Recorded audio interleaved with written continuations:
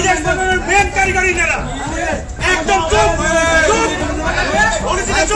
সাবেক স্বরাষ্ট্র প্রতিমন্ত্রী লুৎফুজ্জামান বাবরের একটি ভিডিও হঠাৎই সোশ্যাল মিডিয়ায় আলোচনায়।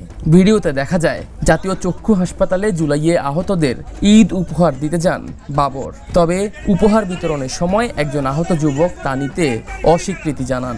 এ সময় লুৎফুজ্জামান বাবরের পাশে থাকা এক যুবক তাকে ধমক দেন। আর এই ঘটনার ভিডিও নিয়ে সোশ্যাল মিডিয়ায় চলছে পক্ষে বিপক্ষে নানা মন্তব্য। তবে খোঁজ নিয়ে জানা গেছে ধমক দেয়া যুবকের নাম হিল্লোল।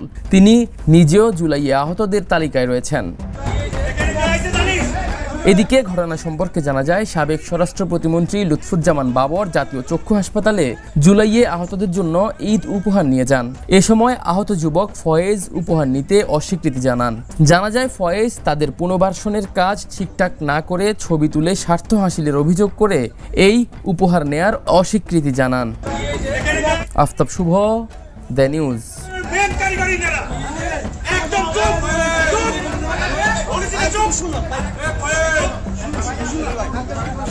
আজকে সারা দিছি মাথায় উঠে গেছে না